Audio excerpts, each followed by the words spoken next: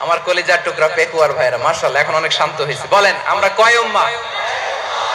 এই যে শাহাদাত সাব্বাবা আঙ্গুলি উপরের দিকে উঁচু করে আওয়াজ করে বলো আমরা কয় উম্মাহ? আওয়াজ করে বলো আমরা কয় উম্মাহ? মাশাআল্লাহ আমরা এক উম্মাহ, এক উম্মাহ আমরা। খবরদার, গোটা বিশ্ব আমাদের এই আঙ্গুলি দেখেছে, আমরা এক উম্মাহ। শুধু আমরা এক উম্মাই না, আমরা এসেছি এক উৎস থেকে। কয় উৎস? ফ্রম অ্যাডাম এন্ড ইভ, আদম এবং হাওয়া, উনার সন্তান আমরা। তার ছেলে মেয়ে থেকে, তার ছেলে মেয়ে থেকে, তার ছেলে মেয়ে থেকে আমি। তার মানে রাস্তাঘাটে এদিকে সেদিকে যাকেই দেখি সে আমাদের এই বিরাট পরিবারের কেউ না কেউ। চিল্লায় বলেন ঠিক কিনা? এই যে যারা বসে আছে আমরা কোনো না কোনো ভাবে তো আত্মীয়, কি বলেন? কারণ আদি পিতাকে সবাই বলে না, আদি পিতাকে, আদি মাতাকে হাওয়া আলাইহিস সালাম। তার মানে আমরা উম্মাহ এক, আমাদের উৎস মানে এক অরিজিন থেকে আমরা এসেছি। সূরাতুল হুজরাতে আল্লাহ চমৎকার ভাবে বলেছেন। এবং এই আয়াতটা দিয়ে 2022 সালে ফিফা ওয়ার্ল্ড কাপ কাতারে শুরু হয়েছে। দেখেন কাতার কি স্মার্টলি গোটা বিশ্বকে এক উম্মার কনসেপ্ট দিয়েছে। সুবহানাল্লাহ পড়েন।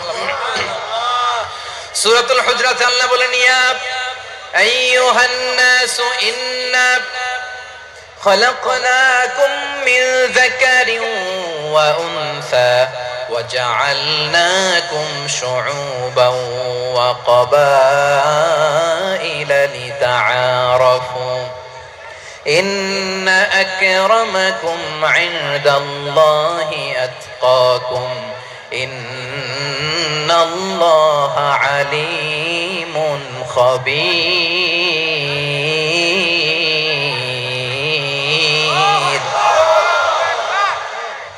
আল্লাহ বলেন ইয়া আইয়ুহান নাস ইন্না খলাকনাকুম মিন যাকারিন ওয়া উনসা, ও দুনিয়ার মানুষেরা শোনো, তোমাদের সবাইকে সৃষ্টি করেছি এক পুরুষ এক নারী থেকে। আওয়াজ করে বলতে হবে পুরুষটার নাম কি? এবার আওয়াজ করে বলুন নারীটার নাম কি? মিন যাকারিন ওয়া উনসা, এক নারী এক পুরুষ থেকে তৈরি করেছি। যাতে যাতে দলে দলে তোমাদেরকে বিভক্ত করেছি, যাতে একে অপরের সাথে পরিচিত হতে পারো। So may you interact each other. বিভিন্ন দেশে বিভিন্ন দলে তোমাদেরকে বিভক্ত করেছে যাতে ইন্টারঅ্যাকশন হতে পারে, তাআরুফ হতে পারে। লিতাআরফু, যাতে তাআরুফ হয়, পারস্পরিক পরিচিতি হয়। তাহলে আমাদের অরিজিন এক। এই আয়াতটা যে কত powerful. This verse addresses the entire human being. অনেক আয়াতে আল্লাহ বলে ইয়া আইয়ুহাল্লাযীনা আমানু, ওহে মুমিনরা। অনেক আয়াতে আল্লাহ বলে ওহে মুসল্লিরা, ওহে মুমিনরা, ওহে বিশ্বাসীরা। কিন্তু এখানে আল্লাহ মুমিন মুসল্লি আস্তিক নাস্তিক ভেদে সবাইকে একসাথে অ্যাড্রেস করেছেন। আল্লাহ বলেছেন ইয়া আইয়ুহান নাস, ওহে মানব সকল। হি addresses the entire human being regardless the colors, the races, the languages, the ethnicities, and reminded us we all from one origin. চিল্লায় বলেন আল্লাহু আকবার। আল্লাহ বলেন তোমাদের সবাইকে বানিয়েছি এক পিতা আদম, এক মাতা হাওয়া থেকে। দলে দলে গ্রামে গ্রামে ছড়িয়ে দিয়েছি যাতে করে তোমরা পরিচিত হতে পারো। আমি আল্লাহর কাছে তোমাদের কোন ধরনের আলাদা মর্যাদার কোন স্ট্যান্ডার্ড নাই, একটা ছাড়া। ইন্না আক্রামাকুম ইনদাল্লাহি আতকাকুম, আমার কাছে তার মর্যাদা সব চাইতে বেশি যার হৃদয়ে তাকওয়া থাকবে বেশি। আল্লাহর কাছে ধনী গরিবের পার্থক্য নাই, লম্বা খাটোতে পার্থক্য নাই, আরব অনারবে পার্থক্য নাই। এই আয়াত নাজিল করে আল্লাহ তাআলা বিভেদের দেয়াল বা প্রাচীরকে ভেঙে গুড়িয়ে দিয়েছে। সবাই সমান, আমরা সবাই সমান, কোনো পার্থক্য নাই। তাহলে আমরা এক উম্মাহ। আওয়াজ করে বলতে হবে আমরা কি? আমরা কয় উৎস থেকে এসেছি? এক উৎস। এবার আল্লাহ বললেন শুধু চাই না, বিশ্বনবী আমাদের শিখিয়ে দিলেন শুধু এক উম্মাহ না, শুধু এক উৎস না, তোমরা এক দেহ এক প্রাণ। আল্লাহু আকবার। এক দেহ এক প্রাণ বানানোর কথা না, বিশ্বনবীর কথা। বিশ্বনবী বলেন মাসালুল মুমিনিনা ফি তাওয়াদ্দিহিম ওয়া তাআতুফিহিম ওয়া তারাহুমিহিম মাসালুল জাসাদ। মুমিনের ভালোবাসা, সম্প্রীতি, ঔদার্যতা, এটা দৃষ্টান্ত কি? লাইক ওয়ান সিঙ্গেল বডি, একটা দেহের মতো সবাই। ইনিশতাকা মিনহু উদুন তাদাআ লাহু সাইরুল জাসাদি বিসাহরি ওয়াল হুম্মা। দেহের একটা অঙ্গ যদি ইনজুরড হয়, সারা দেহ যেমনি ব্যথা পায়, পেইন পায়, তেমনি গোটা বিশ্বের যেখানেই হোক মুসলিম আঘাত পেলে গোটা বিশ্বের সব মুসলিমের কলিজায় যে লাগে। ঠিক কি না? আরেক বর্ণনায় বিশ্বনবী বলেন আল মুসলিমুনা কা রাজুলিন ওয়াহিদ ইয়ানি জাসাদিন ওয়াহিদ। পুরো মুসলিম হচ্ছে, উম্মাহ হচ্ছে এরকম এক দেহ। ইনিশতাকা আইনু ইশতাকা কুল্লু। চোখে ব্যথা লাগলে যেমনি সারাটা দেহ ব্যথা অনুভব করে, ইনিশতাকা রাসুহু ইশতাকা কুল্লু। মাথায় ইনজুরি হলে যেমনি সারা দেহে ব্যথা লাগে, গোটা বিশ্বের যেখানেই মুসলিম ব্যথা পাক, আক্রান্ত হোক, গোটা বিশ্বের সব মুসলমানের কলিজায় লাগে। ঠিক কিনা বলেন?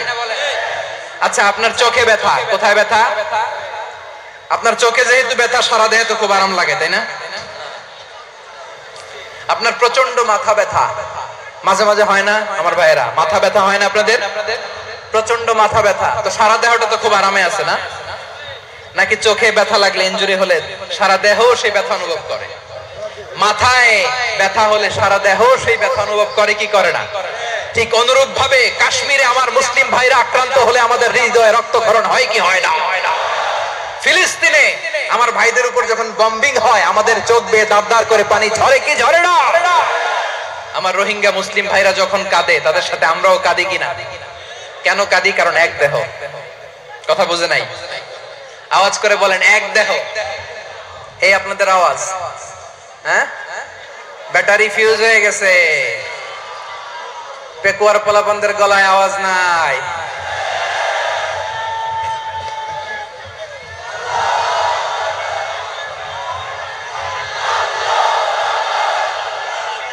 ব্যাটারি চার্জ হইতেছে।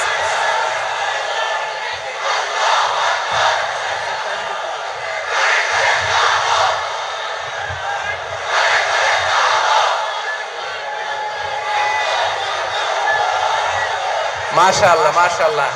না না না, ইয়ে হয় নাই, ফিউজ হয় নাই। ওই বেঙ্গলের ভাষার মধ্যে দিল মারলে যা হয় এরকম হয়েছে আর কি। খেপায় তুলছে আমি। ওই যে ফিলিস্তিনের পতাকা উড়াচ্ছে, আমরা এই পেকুয়ার ময়দান থেকে ফিলিস্তিনের সাথে, আমার ভাইদের সাথে আমরা সংহতি প্রকাশ করছি। আমরা মুষ্টিবদ্ধ হাতকে উপরের দিকে করে আওয়াজ করে আমার সাথে সাথে পড়ুন, ফ্রি ফ্রি আল আকসা। একজন ভাই আমরা বাকি থাকবো না। হাত উঁচু করে প্যান্ডেলের সামনে পেছনে আকাশ বাতাস মুখরিত করে আওয়াজ করে পড়ুন, ফ্রি ফ্রি আল আকসা। আওয়াজ তুলে পড়ুন, free free Al Aqsa, free free Al Aqsa. Palestine will be free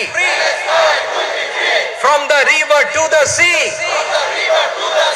Palestine will be free. Free free Al Aqsa.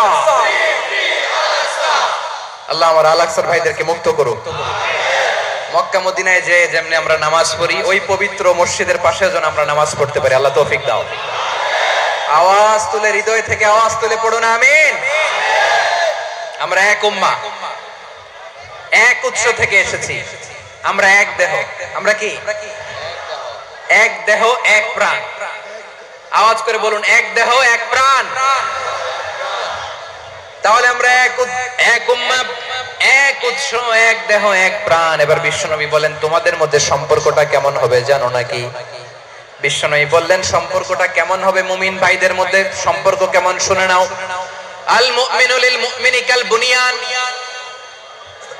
আল মুমিনু লিল মুমিনি কাল বুনিয়ান ইয়াশুদ্দু বাদুহু বাদা। মুমিনরা হলো বিশাল একটা দেয়ালের মতো, প্রাচীরের মতো, যাদের সম্পর্ক মজবুত সম্পর্ক, যাদের বন্ধন সুদৃঢ় বন্ধন, ইস্পাত কঠিন দেয়ালের মতো, সীসা ঢালা প্রাচীরের মতো আমাদের সম্পর্ক। পড়েন সুবহানাল্লাহ। হৃদয় ঠান্ডা লাগে না? আমি বলতে যেই তো আমার কলিজা ঠান্ডা হয়ে যাচ্ছে। আমরা যে ভাই ভাই, আমাদের সম্পর্কটা কেমন? বিষ্ণু বলেন, তোমাদের সম্পর্ক বড় মজবুত সম্পর্ক, তোমাদের বন্ধন বড় সুদৃঢ় বন্ধন। এটা ইস্পাত কঠিন দেয়ালের মতো, সীসা ঢালা প্রাচীরের মতো, সীসা ঢালা প্রাচীরের মতো তোমাদের বন্ধন। একটা দেয়াল প্রাচীর যেমনি একটা part, one part strengthen the other part, তেমনি আমরা এক পার্ট আরেক পার্টকে হেল্প করি, সহযোগিতার হাত বাড়িয়ে দেই। বিশ্বনবী সবশেষ একটা উদাহরণ দিলেন। উদাহরণ কি দিলেন? ওয়াশাব্বাকা বাইনা আসাবিহি। আমার আঙ্গুলগুলো দেখতেছেন? এদিকে কয় আঙ্গুল? এদিকে কয় আঙ্গুল? মোট কয় আঙ্গুল? বিশ্বনবী বলেন, ওয়াশাব্বাকা বাইনা আসাবিহি, এই ডান হাতের 5 আঙ্গুল বাম হাতের 5 আঙ্গুলের ভিতরে সবাই এরকম ঢুকান তো, ঢুকে এরকম চাপ মারেন। এবার দেখেন মজবুত কিনা। সুবহানাল্লাহ পড়বেন না? বিশ্বনবী বললেন ডান হাতের 5 আঙ্গুল বা হাতের 5 আঙ্গুলের মধ্যে ঢুকিয়ে দিলে যেমন শক্ত আর মজবুত, মুমিন ভাইদের মধ্যে সম্পর্ক এমন মজবুত। পড়েন সুবহানাল্লাহ। এরকম 5 আঙ্গুল ঢুকিয়ে এরকম শক্ত করেন, এরকম মজবুত। আল মুমিনু লিল মুমিনি কাল বুনিয়ান ইয়াশুদ্দু বা'দুহু বা'দা ওয়া শাব্বাকা বাইনা আসাবিহি। তাহলে আমরা এক উম্মাহ, আমরা এক উৎস থেকে এসেছি, আমরা এক দেহ এক প্রাণ, আমাদের সম্পর্ক বড় মজবুত। এবার আল্লাহরে বললাম, আল্লাহ আমাদের সম্পর্কটার একটা নাম দিয়া দেন। আমাদের এই চমৎকার সম্পর্কের একটা নাম থাকার দরকার আছে না নাই? রব্বুল আলামিন আমাদের সম্পর্কের একটা চমৎকার নাম দিলেন, নামটা হচ্ছে ভাই ভাই সম্পর্ক। কি সম্পর্ক? ফিল করে না, এইজন্য মুখ দিয়ে বেরোয় না। ভাই ভাই, আমরা একে অপরের কি? তো ভাইয়ের যে তুমি ডিল মারলা একটু আগে,